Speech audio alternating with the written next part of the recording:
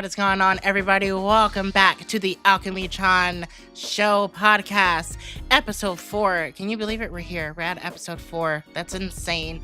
But as always, thank you for stopping by, and thank you for just having your face here. I appreciate it here. You know, it's not really healthy to keep your face in a screen all the time. So I appreciate it that you're doing it, whether that be on your TV, on your phone, or your tablet, or your jailbroken Fire Stick. I don't know. Whatever. However you do it, I appreciate it. Hope all is well with you guys. Our co-host is back today, so that's good. Hello. Yes. That is good today. We got a jam-packed episode today. So we're going to get started, not directly into it, because we got to do some house rules, as always. If you have not already, if you're new here, please like, comment, and subscribe, and hit that post notification bell so you guys always know when the next episode of the podcast is up, or any other videos I upload, or live streams that I do, which is coming up soon, because we're going to be streaming Crimson Desert soon, so, you know, stick around for that. Also, please go and like, comment, subscribe to our co-host Megan. Why do I always mess up your name every episode? You good. You know, like after like season 1 is done, we need like a compilation of like every time I mess up your name. Yeah. Please go over to Megabyte Megan's channel, like, comment, and subscribe. Like, comment on any video, every video. Actually, I'm watching you. I have a track history of like what you're doing, so get it together. Mm-hmm. Subscribe and hit that post notification bell so you guys know when she uploads. And I have been trying to get this channel in a kind of, what do you call it, synchronized upload method. But it's been hard because everything's just going on right now. Resident Evil came out. I have another video to do. Then Crimson Desert's coming out next week. So I'm just like, I'm all over the place. But be sure that, you know, content's coming out over on Megabyte Megan. What do you got going on your channel? So I have a few collab streams coming up, and I also have a charity stream that's coming up as well. Oh? Yeah. Okay. For Dynasty Games. Nice. So yeah, like I said, we're both busy, so you guys always have content from us. We're always doing something, whether if not be this podcast, we're always doing something. We're always trying to keep ourselves consistent.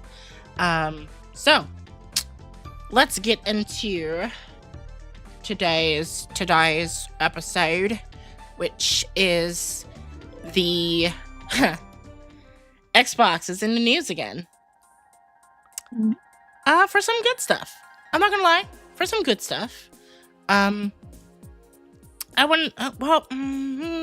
New, but 50-50. It's 50-50. It's new, but not so new. I get what you're coming from. Yeah. But if you guys were out of the loop, last episode I talked about how Phil Spencer and Sarah Bond were, given their pirate. The ship goes down, goodbye to Xbox. So they are not part of Xbox anymore. We have a new head. I believe her name is Asha. I believe so, if I'm not mistaken. Who came from Microsoft's Copilot background. So yikes. Yikes. But as of right now, GDC is either going on or about to happen. I'm not too sure. I don't follow GDC that much. But there was a video sent out last week. Or was it? No, I think it was over the weekend or the start of this week.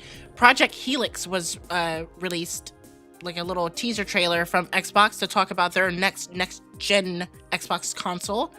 And this was what I said that would happen in the last episode, that they were going to release the last or next, we don't know what it's going to be, but the next Xbox console. and we have heard nothing about it except for the project name. And be aware that Xbox doesn't usually necessarily keep those code names. They usually change it. So we don't actually know what the official name is, but let's dive into this this whole thing. There is a picture that was, I don't know if it was leaked or if it was just put out there, for what Project Helix features and targets are for the console itself. So I'm just gonna read them, and then we're gonna discuss about it. And I have an idea of where they're headed, but it creates a bigger conversation for just gaming in general. So it says plays your Xbox console and PC games powered by custom AMD SoC, co-designed for next generation of DirectX, next gen ray tracing performance and capabilities. We will talk about that later. GPU directed work graph execution. I'm not gonna lie, I have no idea what that means.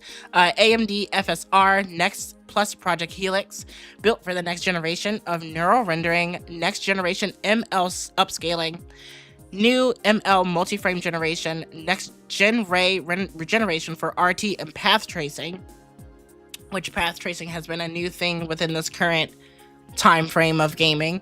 Deep texture compression, neural texture compression, direct storage, ZSTD. That sounds like, not a nice thing. Those last three words, letters. So, reading. Okay, I'm gonna read from what was a statement from one of the VPs of Microsoft. He says the entire design of the console is to usher in the next generation of console gaming by advancing the state of art and really breaking out a lot of these barriers down. Project Helix is designed to play your Xbox console and PC games, delivering high performance and providing the ultimate player first experience. We're partnering closely with AMD to define the next generation of rendering and simulation. Project Helix is powered by a custom AMD based SoC and is co-designed for the next generation of DirectX. Project Helix brings intelligence directly into the graphics and compute pipeline, delivering step change functions and gains in efficiency, scale, and visual ambitions. He also said this statement that I was kind of concerned about. It's this statement. And the key part of that is how we're integrating the next generation of AMD FSR into Project Helix into the Xbox Game Development Kit. And this is really designed for the next generation of neural rendering techniques, whether that's the neural materials, whether that's the generated images, or even if you think about things like the latest ML-based upscaling techniques or super resolution techniques. You think about brand new ML-based multi-frame generation, and there's new capabilities such as a brand new ray regeneration technique that's really designed to deliver high performance ray tracing for both real-time ray tracing and path tracing. I say that to say, and Megan, you let me know if you feel the same sentiment. I'm over the ray tracing and the reflections and the crazy wishy waters, and I'm kind of tired of it. I need games that have an art style. Again, we need games that have things that will test the time. Because if you look back at Arkham Knight, that game came out in what? When did Arkham Knight come out? That came out in 2015. 2015. And that game still looks amazing. Why? Art direction. It wasn't trying to be like, well, look at how Batman is reflected on the screen, on a mirror, or look how the puddles reflect Batman's cowl, and it's just like, no, it was like really good art direction, and it still stands to this era. So how do you feel about that, as far as like them still pushing ray tracing as if it's like this thing that we really want. I definitely agree on your take on it. Like, nobody cares about seeing the character reflect off the puzzle. Like you were saying with the art direction, that's 10 times better and makes the game feel more meaningful. I just feel like just like patching over little details that don't matter in the game.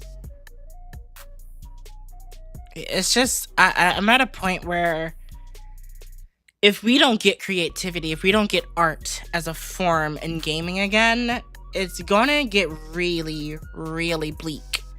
And I think the only ones that are still upholding that aspect is really Nintendo. I mean, well, kinda. I'll get into that in my video when I upload it, but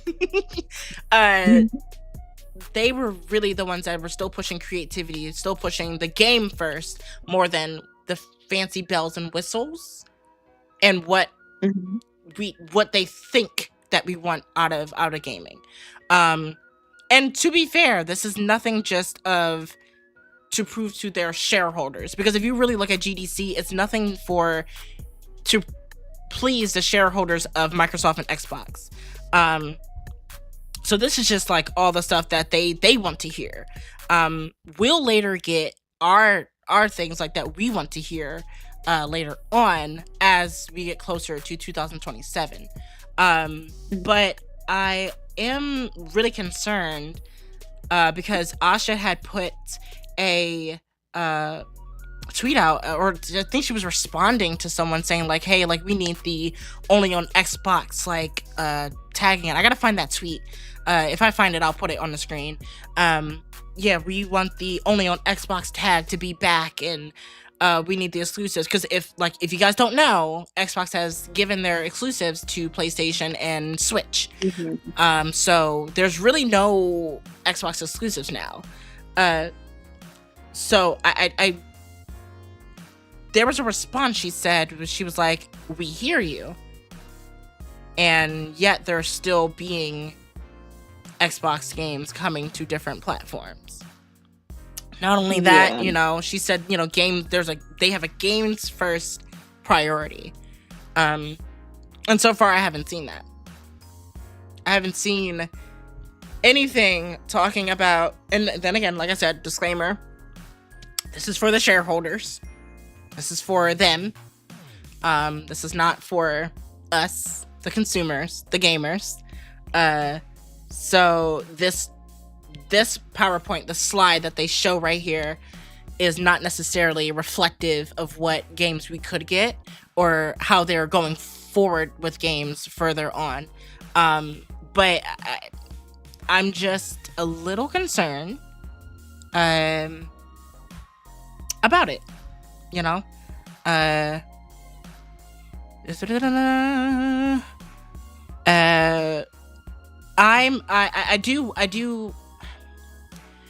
am still concerned about how they're gonna do AI. Asha Sharma, that's her name. Asha Sharma, the new CEO. She had made a statement that AI doesn't belong in, Xbox.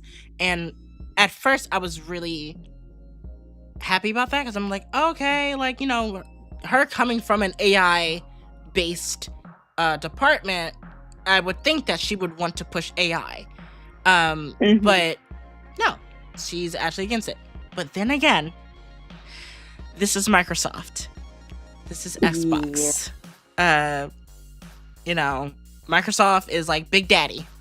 If Microsoft tells you to get on your knees and put that AI in there, you better put that AI in there. So I'm just, quite concerned. I'm kind of scared about how they're going to go about this, and hopefully it won't be too aggressive, or it will probably be subtle. What are your closing thoughts? I really hope they don't put AI in it. It's already bad enough, like PlayStation, they're talking about when players, they get stuck on a game, they're going to put like an AI assistance to help players with the game, but it's like, that defeats the purpose. Like, if I was really stuck on the game, you want to know what I'm going to do? I'll pull up a YouTube tutorial. I'm not going to use AI for it. And then games and like companies nowadays, they're becoming so like uncreative to where they're making a whole game from AI and then you're charging $70 for it. I'm scared we're gonna get to that side of gaming eventually.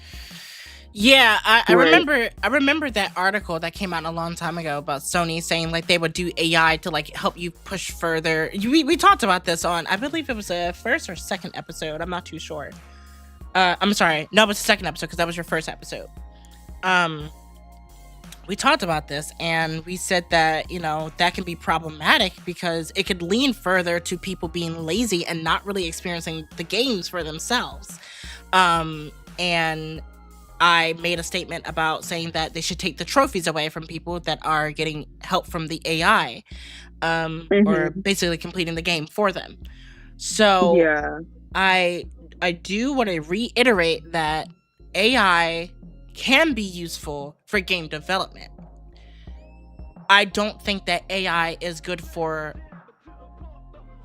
consumerism, if that makes sense. It does. Like we use AI every day, but it's like different types of AI. Like the generative AI, which everybody's trying to like push down our throats and stuff like that. I feel like that AI just sucks. But like the other AI that we've been had all these years, that type of AI is fine. Yeah. And I do think that even generative AI can be a tool for game development in a sense. I want to say clearly, in a sense. I'm not saying that it should completely take over and replace artists, coders, and things like that, but it can help these artists and coders get ideas to further project, to further push themselves in the development process, and even in the actual AI, like you said, you know, the AI we've been using for gaming for years, it can even help that go further. So I'm just hoping that this next generation console from Xbox is not something that is going to be a repeat of both Xbox One and Xbox Series X. I really do hope that they do come back. I want them to come back. I love the 360 days. 360 was my preferable console. I didn't play the PS3 till like maybe late into it, like right before the PS4 and Xbox One came out. So that means I experienced like Uncharted and Last of Us late, and God of War and all those stuff. I experienced that a little bit later, but Xbox was my preferable console. That was my go-to. Besides my Wii U at that time. But yeah, I do want Xbox to get, I want them to get back on top. I want them to be a part of the big dogs. Hopefully, let's fingers crossed. So Microsoft, we wish the best. We wish the best for you guys. Okay, moving along. In other news, and I guess evil news. That's what I call it. We're gonna call it evil news. Evil. Huh? Consumerism type evil.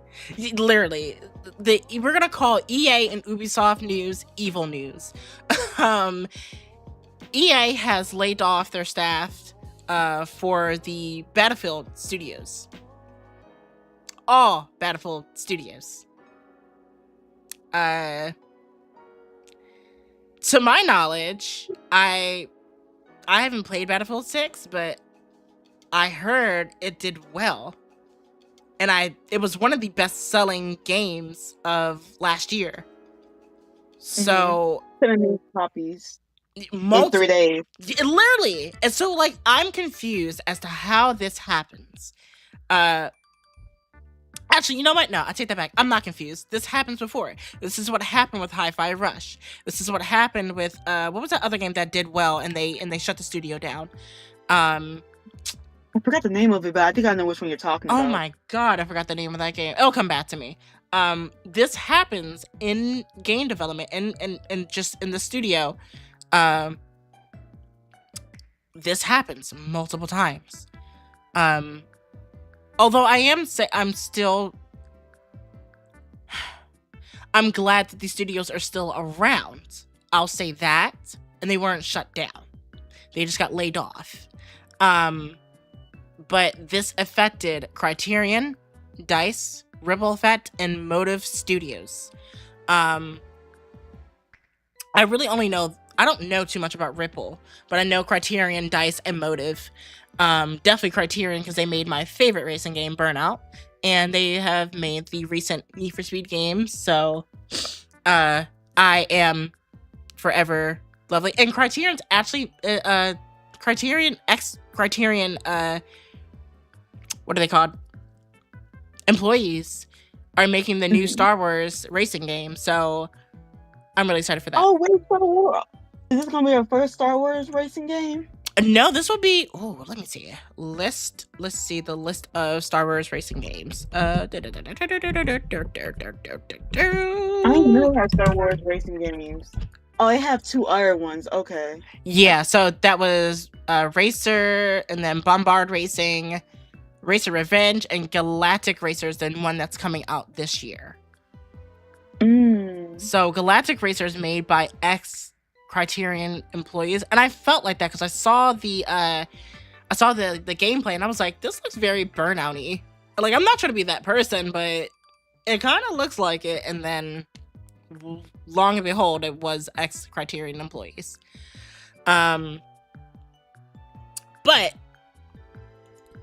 EA laying off these studios when they had a really great year, and they brought Battlefield 6 back after Battlefield was like kind of like, yeah, that just shows that you can perform well, you can perform terribly. They don't care. You are done. If you don't see fit, you did our doing, you did our bidding, and now you get out and get out, and now you have to go. And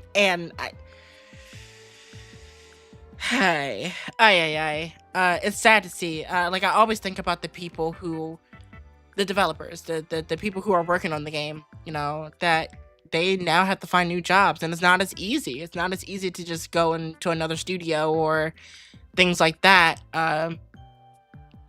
I think because we think about these games and how big they are and how successful that they are, we kind of disconnect that these people are real life people. They have lives, they have families, and they have bills and things that they need. And it's always sad to see these layoffs happen. But I want to create this for a bigger topic, more so of a conversation. For just how can it be prevented? What can be prevented for speaking up for these developers that are getting laid off from these studios? And I have my 2 cents on it, but I'll let Megan start out this conversation. Just like, what can be prevented from them being fired or laid off? More so, how could we send the message to let them know that this doesn't stand, and it doesn't feel right with us? Oh, dang, that's a question I honestly got to think on. I mean, to be honest, it wouldn't be a game about the developers. That's one thing, right? Obviously.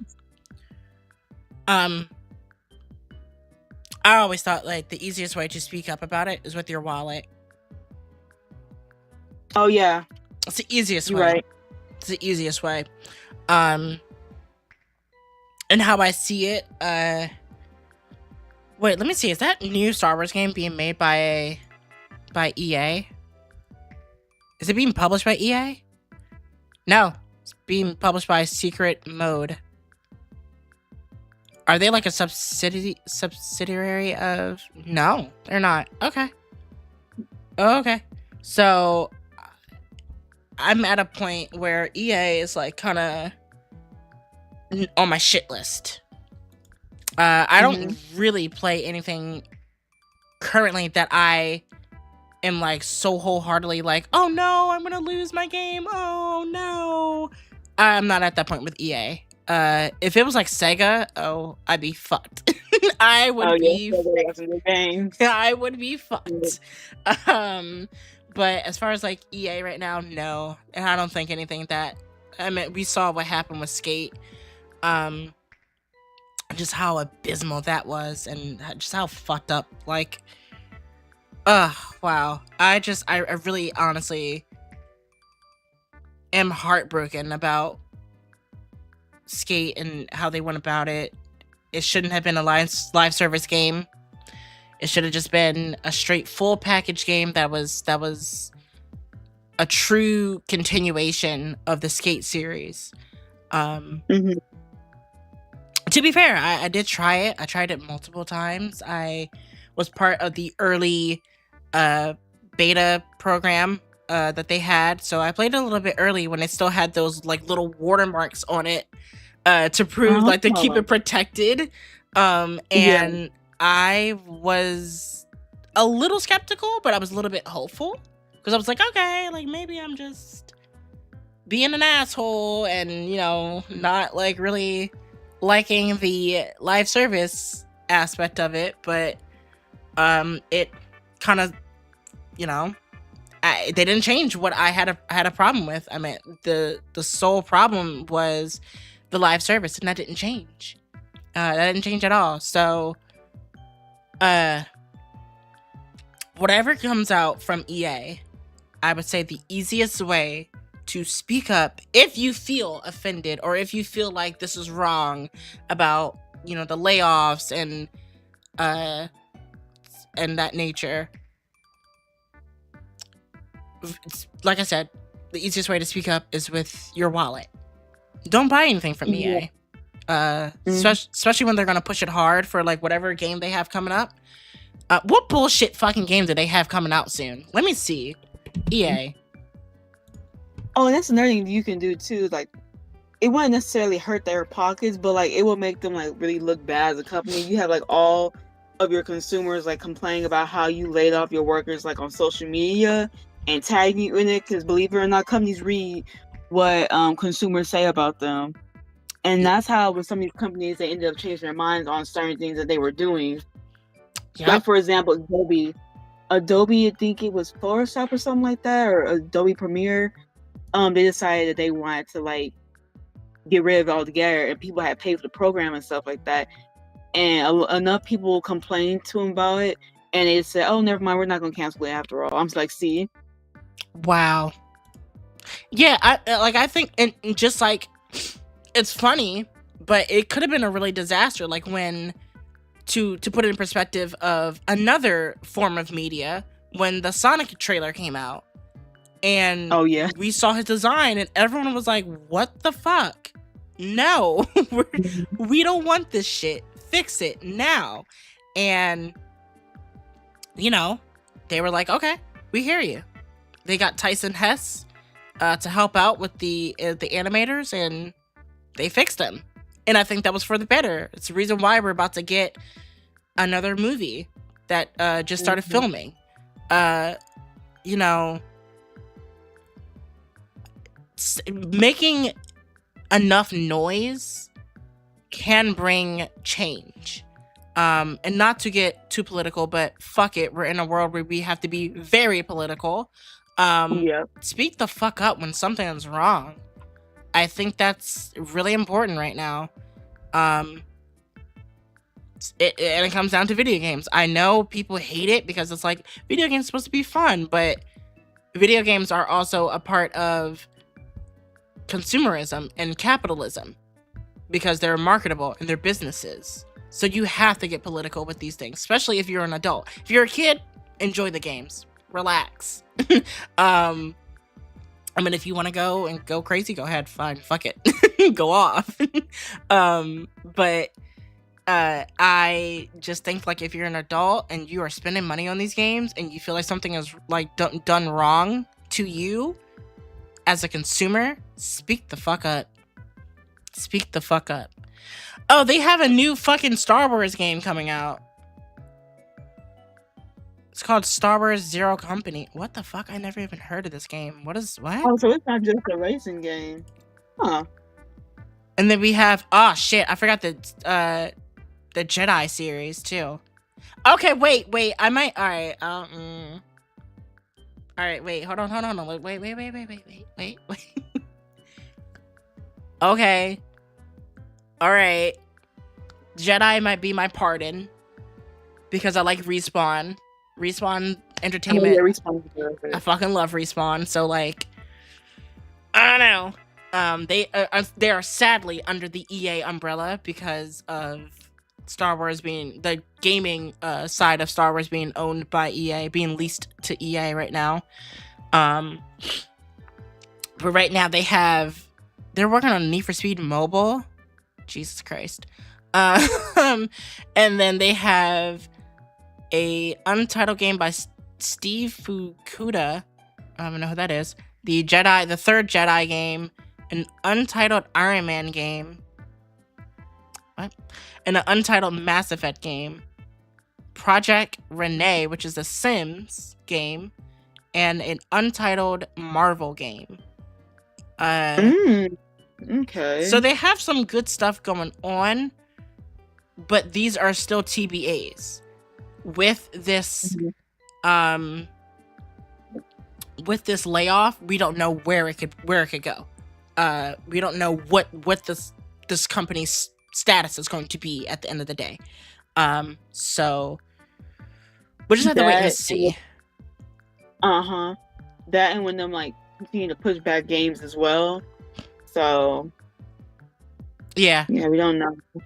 And they will definitely start to delay games more and more.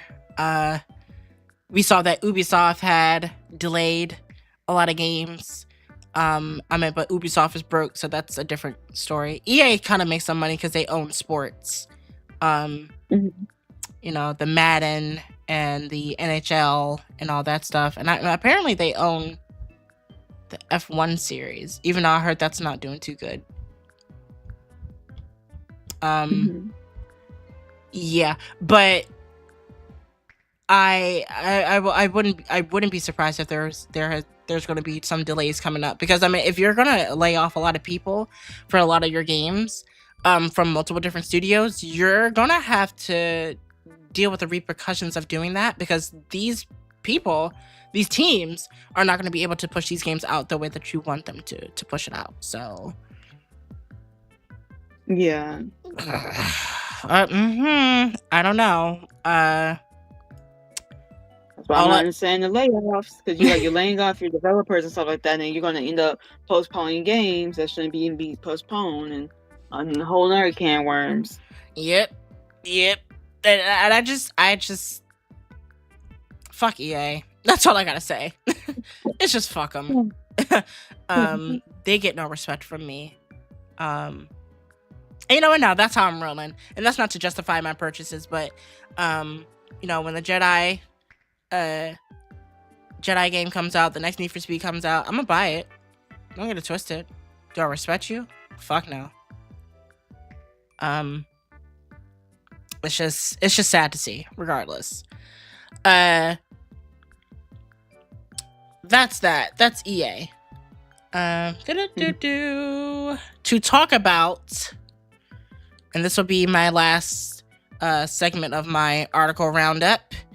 Sony. What are you doing, Sony? Sony is reportedly testing dynamic pricing on the PlayStation Store.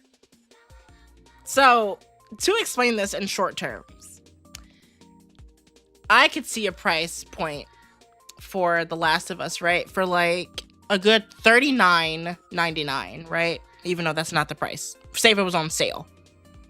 Mm-hmm. And Megan will see a price for $49.99, right? And this is how they're doing this for these pricings. They're trying to do these experimental prices for select people who are on the console or on their account. What they are trying to achieve with this, I do not know. I just know it's a very, very steep hill.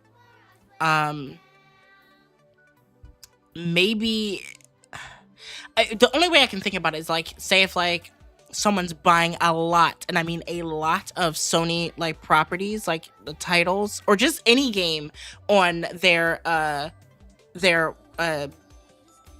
store, through the PlayStation Store. I feel like those are the people that are going to get discounted. Or maybe not, because I feel like those people are going to get the really expensive or the marked up prices because they know those people are going to keep coming back to spend on games. For someone who doesn't, I feel like those are the ones that are going to get discounted because they're trying to lure them in. I don't know. What do you think about it? Man, nothing is worse than saving money for a game you want, and then when you finally look to this PlayStation Store to buy it, it went up another $30. Mind you, it's already bad enough that games cost like $70, and then you gotta worry about the prices randomly changing at any day and time. Yeah, and I think that's where my problem lies. Is that it's not going to be consistent. You got to understand, like, they have to understand that, like, with the way the economy is, people are not going to rush to spend money on games. They're not. It's a premeditated purchase. It's not there's no impulse buying anymore, unless you're on Steam. That's impulse buying because those sales are amazing. Yeah, I love them so. But they're not going to rush and be like, "Oh, I want this game because it's there." Even if it's on sale, it's still a premeditated purchase. Like you said, you're waiting for it to go on sale, or if it's on sale, you're waiting for that next check, or you're waiting for this a certain time frame, or whatever type of financial situation you got going on. You're waiting. And like you said, God forbid, you finally get to that point where you're ready to purchase, and they're just like, we decided to change the price because, like, you didn't really buy anything, and we just, like, what? Like, that's fucked up. That's real fucked up. But, you know, what can I say? I can't say anything more than that. It's just Sony being greedy. And then they're tearing it to like a lottery. It's like a lottery now. Yeah. I'm glad that's a perfect way of putting it. It's a lottery. It is literally a lottery because, like, you can only pick and choose. Like, let's say, for instance, everyone's excited for the God of War Greek trilogy remake, right? Say people are like waiting for that game and stuff like that. Now, that's going to be like a standard price when it comes out because it's going to be a new game. Say if it goes down like a week after, or let's say like a couple months after people are trying to purchase that, you're going to try to teeter-totter with certain people with that pricing. And I just feel like it puts people in a anxious mind state. Not me per se, because I don't really care. If it's a certain price, I'm not buying that shit. I don't care. Or I'll just get the money to buy it. But whatever, neither here or there. But I'm at a point where it's going to put people in this anxious mind state to be like, oh shit, well, I don't know when it's going to be at this price again, so I have to buy it, or I don't know when it's going to change, or it might change for me and not for my friend, and now I have to buy it. It's sick. Yeah. It's sick, and I just don't like it. I don't like it at all. I really don't. You lose y'all on consumer? Honestly, PlayStation is getting real greedy. I mean, they've been greedy for years. If I really be honest, they've been greedy for years. Yeah, they have. Ever since that PS4 high, they've been greedy. They thought they were hot shit when the PS4 came out and at the end of its life cycle. And even with the PS5, they still think they're hot shit. But no, we're starting to see the cracks. And it doesn't look pleasing. It's not a pleasing crack. It's more like plumber crack. Yikes. Plumber hairy crack. Hairy plumber crack. That's what it is. It's not pleasing to look at. You guys are not looking good. But here's the wishful thinking that maybe this testing doesn't go to their standards and it just dies and it's not, profitable for them. So fingers crossed on that. And that's consumers, we gotta work together. Like how we talked about earlier. Vote and talk with your wallets at all costs. Mm-hmm. But yeah, Sony, stop being fucking weird and just rely on your good brand name. You guys are good. Like you got some good shit. You're better than Xbox, so just rely on that. Moving on. This will be taken over by our co-host because she brought these topics to the table. So I will lean it over to her. She has two topics that we will talk about. Sorry, I was reading something at the same time. I'm sorry, guys. She has two topics that we will talk about. Heartopia racist emote?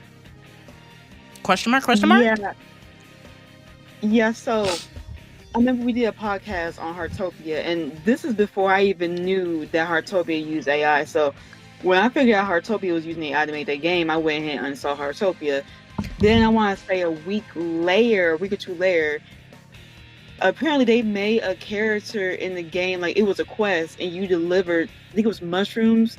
The character is a black character, and they danced because they were high off the mushrooms, and they made the guy do the monkey dance. I'm like, of all dances y'all could have chosen, y'all made his character do a monkey dance. Wow. That's fucking wild. That's insane. You should have saw I wish you could have seen my face. Like mouth open. Jesus Christ. Wow.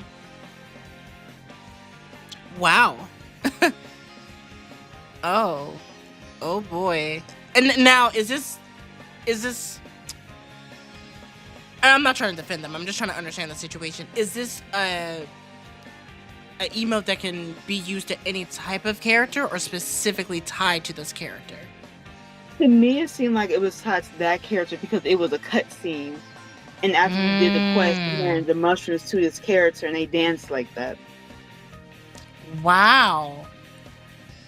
And I'm thinking to myself, too, what happens when y'all just use AI for your whole game and just didn't check it or whatnot? Or they just play in there just to play in there, and they changed it to a different dance. But I'm like, why couldn't it have been that dance from the get-go? So the fact that y'all went back after people complained and gone to you guys about it and changed it, that lets me know y'all knew what y'all were doing from the get-go. Yep. Because I was going to say, like, they were probably being lazy. They outsourced it to AI, and that's just the animation that just popped up. But like you said, it seemed like this was a premeditated animation that they wanted for this character to heavily solidify, most of these motherfuckers is racist out here. Yeah, that ain't gonna slide with us, man. We talked highly of y'all in our second episode, but now that I know y'all doing this shit, fuck y'all. Fuck y'all. Another EA like situation, like no. Can't play it. Yeah, cause and this is what and even like talking about this is so sad in this time frame of like how we're talking about stuff. Even talking about this, it will be like, oh, you guys are just woke, or you guys are just da-da-da-da. And I'm just like, bro, like, no, it's wrong. But we have these people and these thinking patterns where they think something is just objectively, there's a thing between subjectively wrong and objectively wrong. And if you don't know those words, look it up. You have a phone in your hand. Google's free. Dictionary. Go to the library. I don't know what the fuck to tell you. What made me upset too, because like I was on TikTok and I haven't seen like videos about it too. The Mhm. fact that Black people were defending Heartopia, I'm like, y'all cannot be this defending this game that uses AI that much. That just came out. This was no game that was years ago. This game Right. just came out that used AI for a whole entire game that has a racist emo, and y'all defending this game? Huh? Coonery. That's insane. And I would never understand like people who are trying to uh defend something that goes against everything that they are, everything that they Mhm. stand for. Um listen, even if it would never happen. Even if, you know, Sega was like to release something that was like offensive to like Black people, or something that is tied to me, I would not buy any future Sonic titles, and that would hurt me deeply, Yeah. because I'm wholeheartedly a Sonic fan. You guys know from the channel, I listen. Yeah. So that would hurt me deeply. But I can't support something that completely goes against everything that I am. But I don't have to worry about that because Sega's pretty inclusive, and it would be in the antithesis of what Sonic is as a character. Yeah. So that's why I fucks with him. But it's and that's a shame because this game came out what year? Heartopia? Mm-hmm. I think it came out this year. Let me see. Like, this is a brand new game. That's insane. That is. Yeah, January 7th, 2026. Y'all already done killed your game in a span of 2-3 months. Wow. Mm. Dead. Speaking of games that got killed in 2 months, you know High Guard is closing tomorrow. Yeah, I'm not surprised. I play High Guard, excuse me. It wasn't the worst game, but at the same time, I see why people didn't like it. Yeah. Like I said, I wanted to see High Guard succeed, and I really still I wish that they kind of stayed a little bit. I wish they didn't get deterred by the player count, and they just stayed with steady with their development and steady with their dedicated base of players. But neither here or there. But yeah, Heartopia, y'all killed your game within 2 months, and maybe honestly, because like how many people are still playing it? Let me check Twitch right quick, but I don't see like none of my people that I watch. They all stopped playing it once that emo came out. Let me see the stream database for it. Only 800. Well, that's 800 viewers. That doesn't say how many people are streaming it right now. It is at currently. A few streams up here. Let me see, hold on. 5, 10, 15, 20, 25, 35, 40, 45, 60, 65, 70, 75. 76 people are streaming it. Okay. I mean, that's still a good enough, a heavy amount of numbers. Right now, playing, if we look at the Steam charts, 22,000. Eek. So I mean, it might see a downfall. It might see a spike hit. And when did that emote come out? Do you know? It came out, I think, like a week ago, I believe. But it was recent. Okay, because I see a heavy down spike on March 9th. Yeah, that's probably where it came out at. Like, it was recent. Okay. And it built back up around the 10th. I think March 9th is when it really got traction, but like it was a few days before the 9th. I see another down spike in March 5th. Mm-hmm. So I don't like I just wish that like these indie developers really pay attention to what they're doing to their ecosystem of their games, because it's very easy to uphold your game, and it's really easy to keep your player base if you just don't be a piece of shit. Right. You know, so good fucking riddance, Heartopia. And you know what? It sucks because like the first time you talked about it, you were really excited about it. You really liked some of the key things about it, and it sucks that it has to be something like this because, well, people are just racist. Yeah. But yeah. Any closing thoughts before we move on to your second topic? No, I guess. Well, that's not going to change anything. I was going to say maybe do more research on the developers in the future, but you never know who going to pull a fast one. Yeah. You know, I'll look at some stuff because I'm generally curious about it, like of like where their background is. Because like I said, when you brought it up to me, I never heard of this game. I never even heard of the developer. So I'll look into it, and I'm just generally curious for where their background is.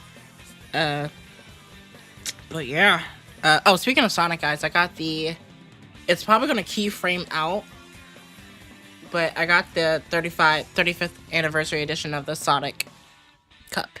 Ah, that's Yes. nice. Congrats. My partner got it for me. I didn't buy it myself.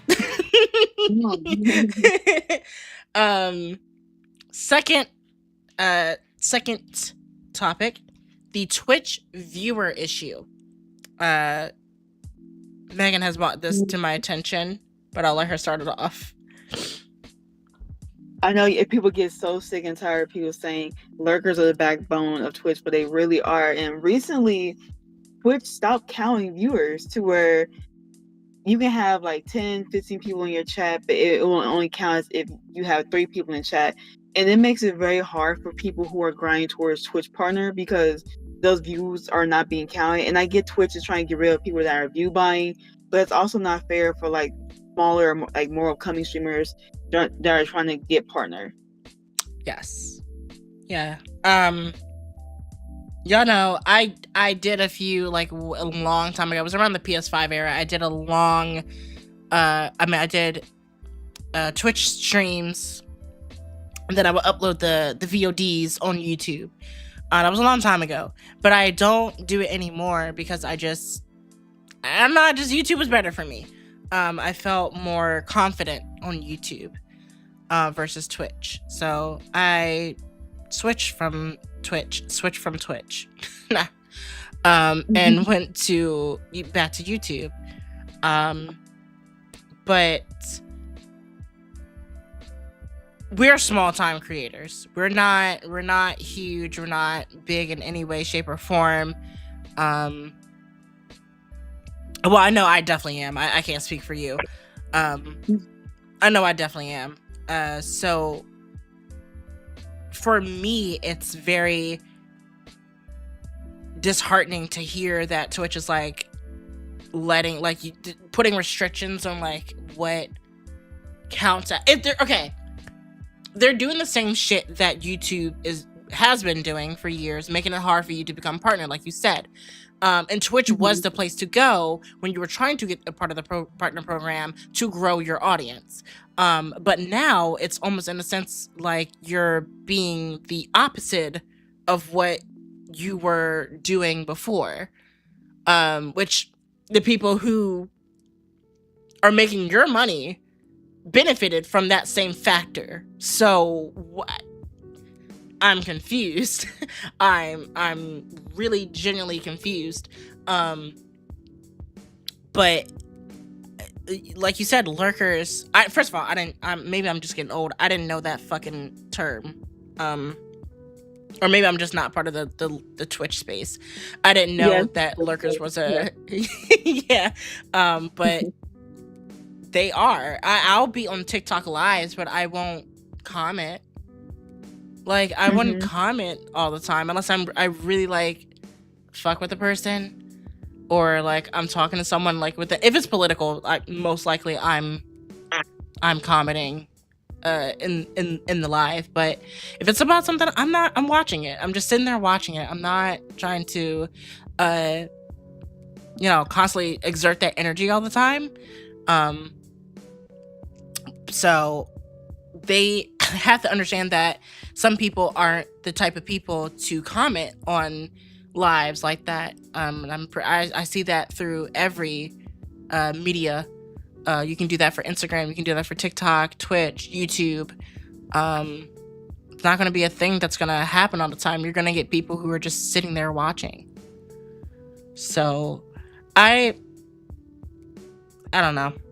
Where does that put you in for your Twitch channel? Like, does that like kind of put you back? Does it make you worried? It doesn't make me worry too much, but it makes me like more so like, it's like, is it worth it? Because it's like if I am going to stream, I'm pulling the viewership, but my viewership is not being counted. It starts to feel like, is it worth me getting partner on Twitch? And on top of which too, you can meet the requirements to get Twitch partner, but that doesn't mean you're gonna automatically be required be able to get Twitch partner. You have to still be approved by the staff, even if you do meet the requirements. So that's another can of worms. It's not like YouTube to where once you meet the requirements, you're pretty much good to go. Yeah. I do think they should reconsider this decision. And has it been finalized yet, or did they give like a date when they're gonna start pushing that? I don't think it's pushing what? Like pushing this, active like interaction within the live streams in order to be considered for something, like for the program. Oh, they already done did that. Oh shit! So this is a thing that's going on currently. Fuck. Okay. Yeah. Wow. So for people who are small time channels or small time streamers, it's kind of like over, and like hopefully that you get somewhere. Mm-hmm. Yikes! That's fucked. That's really fucked. Okay. Well, I hope that people still have a chance. I've always pushed for people to have more of a chance on YouTube, but for the people who are on Twitch, I still hope for y'all, because any way that you can get your creativity out, go for it. And we need new Pokemains. We need new I don't know who's the like. I don't watch streamers like that. So like, who's like the poppin' streamer right now? Dang. I can't think off the top of my head. We need new Kai Cenats, even though he's not really streaming anymore. I think he's streaming right now. Huh? He's not streaming right now. Yeah, I know he's done. We need like new people. Just like I always said for YouTube, we need new. Corey is like doing his own thing with his manga. That's why his YouTube uploads are spotty.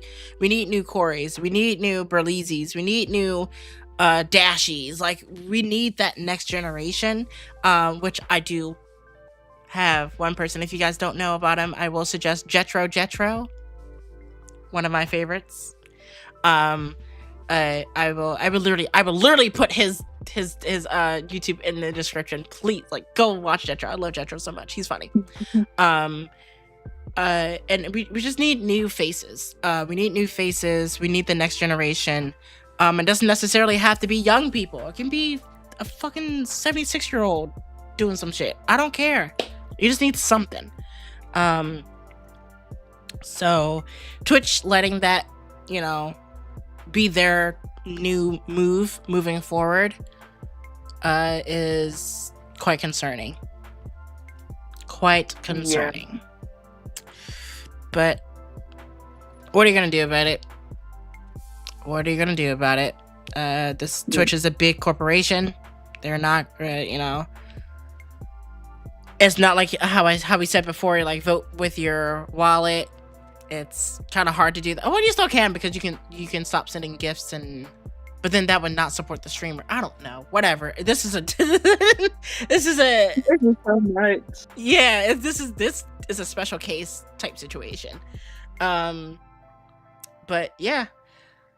We're going to take a quick break, a quick little segment. What?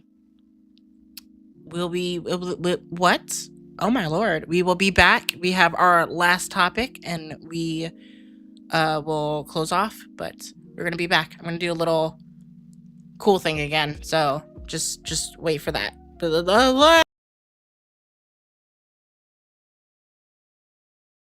Do you like music? Yeah, I know, me too. I like music. I like all kinds of music. What was I talking about again? Oh yeah, I have a very good find for you. There's a new album out by one of my favorite DJs out there. DJ Soulchild has dropped his first debut album titled Dobby. Dobby? Genty, don't kill me if I'm saying it wrong. Dobby. I said it right. But it has a awesome blend of different sounds: Jersey club, house, hip hop, and etc. It's jam-packed with a lot of stuff, and it's featuring very talented artists as well. So if you guys are very interested, I will link it in the description below, and go check it out. It is available on Bandcamp, Apple Music, iTunes, and various other streaming services. So please go give it a listen, and just thank me, because it's amazing. That's it for this segment. Bye. And we're back. We have our last topic of the night, and I think it's a good one. To end off on. Did DLC kill gaming, or did it benefit from it? What are your thoughts? I don't think DLCs killed the game. I think it like expanded, because you get to see like the different lore of like the certain characters and certain timelines and storylines of the same said game that you really enjoy. So I think it's worth it. Or like it has like cut content from previous games that they weren't not able to put inside the main game. So yeah, I don't think DLCs kill video games. Okay, I agree with you, and I also disagree. I shouldn't say disagree, but there's another factor that I always think about when it comes to DLC. Because in your sense, I think story DLCs has benefit gaming. Mm-hmm. You look at Elden Ring, you look at Resident Evil, how they had Ada's DLC further progress the story. You look at Sonic Frontiers, which basically gave you a whole new ending and a fire fucking cutscenes, and Sonic just looked fucking cool. And then you have the other side, which is buy this new skin for only $10 or $15, or get this season pass pack, and you'll have all the new guns and Call of Duty, and it's cool, right? Please buy our shit. And I think that's I don't like that. That's the side that I think that has killed gaming. So in a way, I do think it has benefited from it, but it has also put a stain on it as well. I do think that actually a perfect example of this is GTA 5. There were, just like how GTA 4 had the Battle of the Gay Tony and the Lost and Damned, which were story DLCs. You get extra content and extra story for GTA 4, which was everyone loved GTA 4. GTA 5 was supposed to get the same thing. They had a whole DLC planned around Trevor.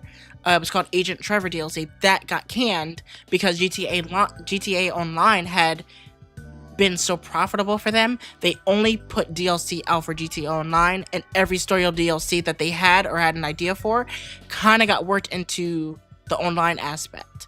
And which, to be fair, these were free updates, but they were riddled with microtransactions, and you have to get the shark cards, and you have to have like this this fancy card to do this or do that. I don't know. I don't play GTA Online like that. I played when it was early.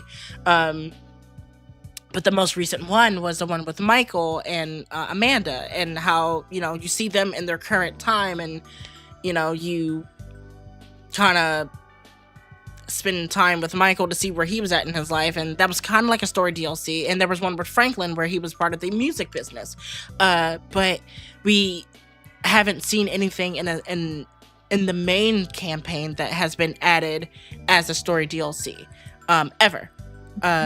So that's a perfect example of what I was talking about as a sense of it put a stain on it, because, you know, when you look at games like GTA, Call of Duty, 2K. Does 2K have DLC? Yeah, right? I think so. Maybe.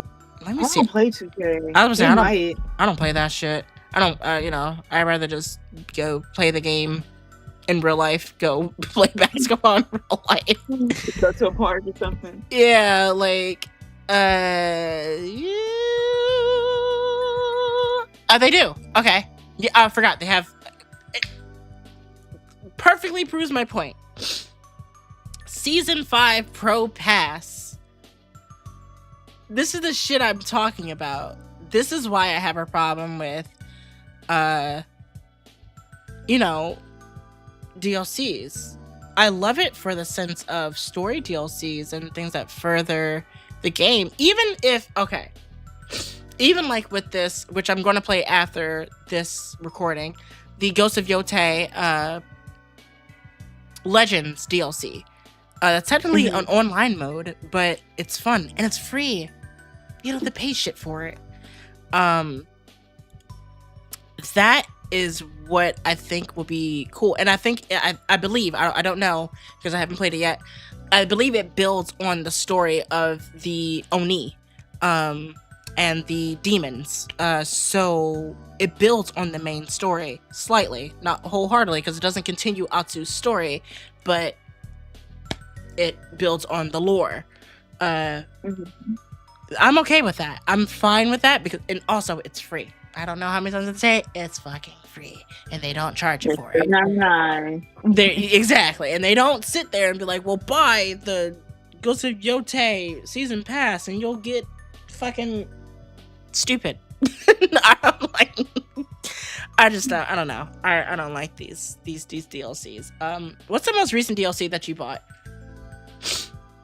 Ooh, you gonna make me pull up my purse. I'm trying to think. It's been a while since I bought a DLC. I think the most recent one I bought was for the Crew Motorfest. That's because I like to play those games, and I don't buy them right away. I buy them like sparingly, and I really like second guess buying the current whatchamacallit. But yeah. DLCs, man. I'm hoping that it will take a back seat or kind of get reformed in this ongoing generation or the next generation, because technically Xbox is about to start it next year. Yeah. So I'm hoping that it changes. I'm hoping that it gets to a point where we are getting those story DLCs back again. So not the transactional, not the ones that beg for your money. Exactly. That's a perfect, not the transactional ones. The ones that are free, and if I have to pay for it, have substance to it. That's what we need. I don't need shark cards thrown down my throat. I don't need the season pass for Call of Duty. I don't need all that shit. So, yeah. Yeah. Any last words on that? No, just like you said, it's more DLCs, the story DLCs. Yeah. For companies to stop being greedy for our freaking money. That's all they're gonna be, is greedy for the money. And the thing is, like I think we said this before, you don't have to charge so much. You can charge little and still make a lot more money. When you charge little, you get more money. So we'll see. Anyway, that will be it for this episode. We have had a lot of great topics. Let me know what you guys think down below. As always, once again, you better like, comment, and subscribe to the channel. If you do not, I will be at your front door and or window and or chimney. Also, subscribe, like, comment, and subscribe to Megabyte Megan, our co-host, as well. Same rules apply. I will be at your front door. Actually, we will both be at your front door. Both of us. Or your window. And or chimney. And we're not bringing gifts like Santa Claus. We will come back for episode 5, and we'll have a new batch. Oh, shit! That would be the time where I will be talking about Crimson Desert. So I'm gonna bring that to the table. Yeah, I'm excited. For that topic. Speaking of Crimson Desert, I will be streaming on the 19th, day of release. So if you guys are interested, come by, stop by. What are you streaming next? I'm just gonna play some Roblox tomorrow. I don't know what time though. Roblox. Okay. I haven't played Roblox in a long time. I haven't played since the Sonic Speed Simulator. So yeah, it's been a while. Anyway, guys, we're gonna get the hell out of here. We appreciate you guys coming by, and we will see you guys next time. Bye bye. Bye bye.